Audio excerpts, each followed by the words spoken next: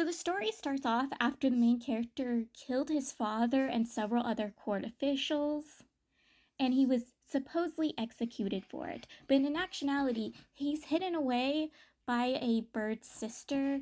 She is loyal to him, she used to serve him, and now she's doing her best to keep him hidden and protected from everybody else. Because everybody else thinks he's dead, but once they find out he's alive, they'll be coming for him. He spends most of his time asleep. The male lead is a carp spirit the main character picked up, and this carp spirit is basically eating away the main character's spiritual energy for himself. He badly wants to devour the main character whole. He's constantly biting and eating the main character like a vampire. I am not kidding. Every chance he gets, he snatches his little teeth onto the main character and sucks out the main character's blood or the main character's spiritual energy for himself.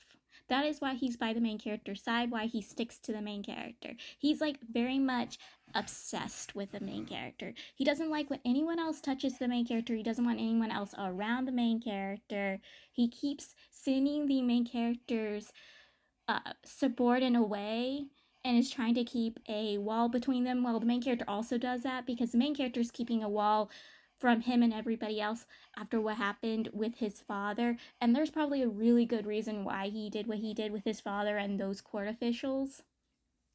But we haven't been told. But we all know that from what we can tell, it must have been severe and bad. Like he is cutting his heart off from everybody, from whatever caused him to do what he did to his father and all those other court officials. The brother of the main character's ex-subordinate, he is kind of a spoiled brat. He was pampered and spoiled by her for years.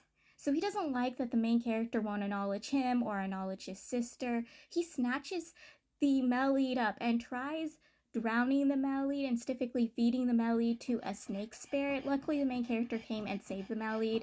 And at this time, the male lead was just in his carp form, but he takes a form of a small child after this, and he still tries clinging the main character, but like I said, the main character has put a wall up between him and everybody else. So once the male lead turned into a human form, he threw the male lead away, which the male lead was not having it.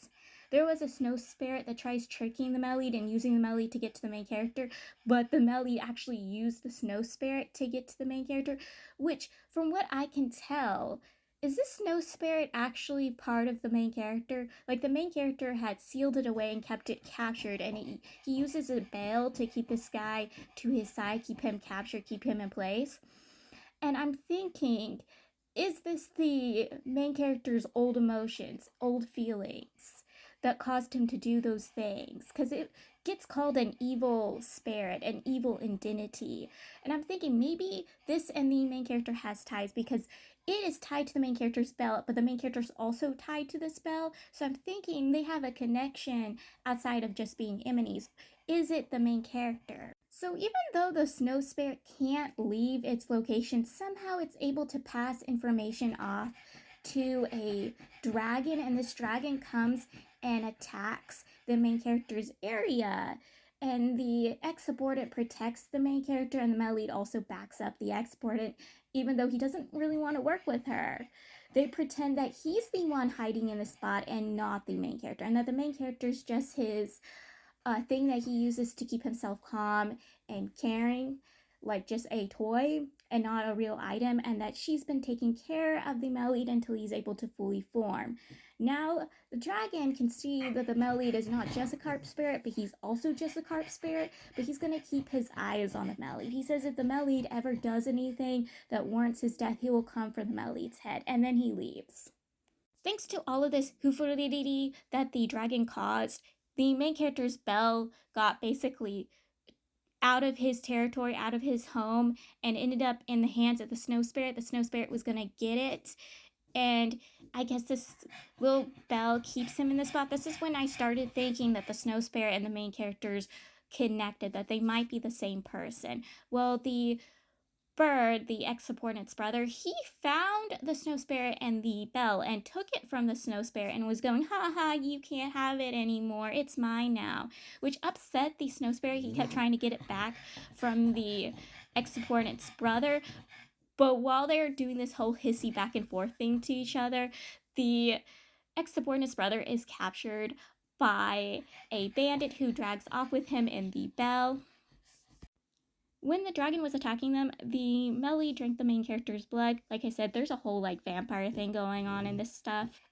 And that's the form, he like takes a form, and that's the form the dragon sees and leaves them on. And him and the main character has a conversation because during this entire thing, the main character was out of it. He looked like he was literally the dead. And they have a conversation. The main character tells him, yeah, you can eat me. I don't care. You can have me. I don't really care, but you're gonna need my bell first.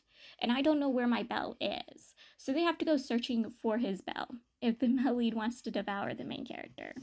There's also this cute little stony thing that follows him around, and I guess it also has a connection for the main character. Like, it's the main character's doublet, which I don't know what that means. So if any of you know what a doublet is, please explain to me. But I think it's just like a mini version of the main character. It has like the main character's conscience in it, like a small version of the main character, because like the male lead is constantly comparing it and the main character to each other, and it's constantly reacting in ways that I feel like the main character reacted the male lead if he had more emotions.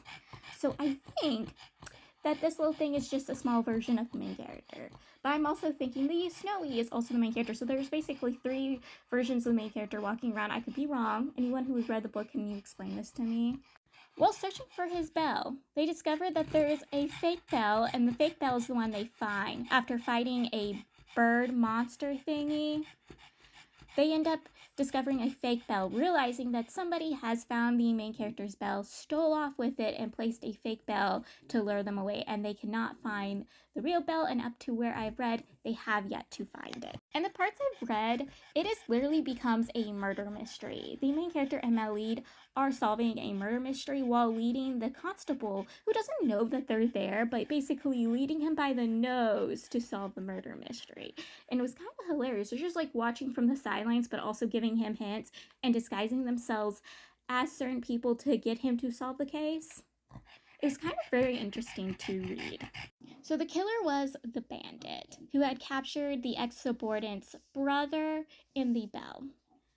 The bell ends up in the hands of somebody else, but the little bird was in the hands of a night worker that he constantly goes to and visits. She puts a roof over his head. They kind of have a romantic relationship going, even though they're not actually official. He's the only man that treats her well. He had a wife and a daughter. His wife had died, and his daughter was captured by traffickers, so he don't lay hands on women or children, and he's disgusted by people who do, and this is a good reason why he does what he did. He befriends a little girl. This little girl, whose mother died from childbirth, and she doesn't know who her father is because he ran off on her mom. She's in the hands of her grandparents, uncle, and aunt. And out on the outside, she looks like she's being treated well and cared for and pampered, even though they're not living a good life. Like, they're poor. And her uncle is constantly gambling away all their money, but everybody else sees her being treated well. Not in actuality, they're constantly abusing her, and her uncle's constantly threatening to either sell her or make her his bride. She is 7 years old, and he's constantly threatening to touch her and use her. That is how much of a disgusting man he is. And her grandparents and aunt are abusing her physically too, and they're completely fine that he's going to do that filthy, disgusting thing to her. They're constantly saying that one day she will bear children for her uncle. Like, I was sick when reading this.